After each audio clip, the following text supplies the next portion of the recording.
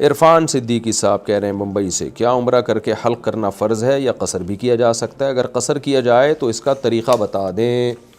देखो, उम्रा करके या हज करके हल्क करना सुन्नत है, ज़्यादा सवाब है इसमें। हल्क का मतलब सर मुंडा देना पूरा, जिसको हिंदी में कहते हैं टकला हो जाना, तो ये सुन्नत है, अफजल है। लेकिन अगर कोई हल्क नहीं करता, कसर करता है, बाल छोटे करा लेता है, तो भी जायज़ है। अब बाल कितने छोटे किए जाएं ये खूब समझ लें।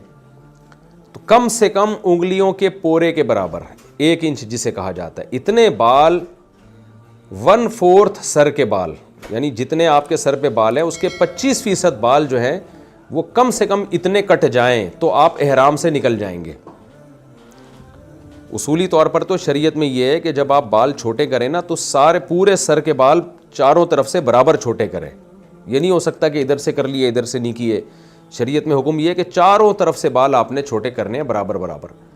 लेकिन उम्रे के एहराम से निकलने के लिए 25% भी कर लेंगे तो एहराम से निकल जाएंगे, बाकी भी करने पड़ेंगे आपको ताकि गुनाह ना हो, गैर शरई तरीके से बाल ना कटें। लेकिन उम्रे के एहराम से या हज के एहराम से निकलने के लिए 25% एरिया के बाल जो है वो 1 इंच कट जाएं तो आप एहराम से निकल जाएंगे। आजकल गड़बड़ ये हो रही है, मैंने बहुत सारे लोग देखे, इंडियन भी बहुत कर रहे होते हैं ये काम, कि यूं चुटिया पकड़ के यूं करके काट देते हैं बस इतनी सी, और कहते हैं एहराम से निकल गए। ऐसे एहराम से नहीं निकलते, आगे जितने जिनायात करेंगे वो दम वाजिब होगा आपके ऊपर। तो इसलिए 1/4 सर के बाल, कम से कम कितने, 1 इंच।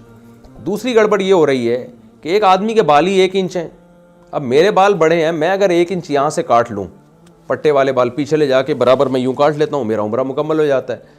अब जिसके बाल ही 1 इंच हैं तो वो भी छोटे करा रहे हैं। भाई तुम छोटे नहीं, तुम्हें तो पूरा हल्क कराना पड़ेगा, इसलिए कि तुम्हारे तो बाल ही 1 इंच है ना, तो तुम्हें तो मशीन फिरवानी है सर पे या ब्लेड करनी है। वो भी क्या कर रहे होते हैं, थोड़े से बाल यूं यूं करके काट रहे होते हैं, तो ये नाजायज़ है।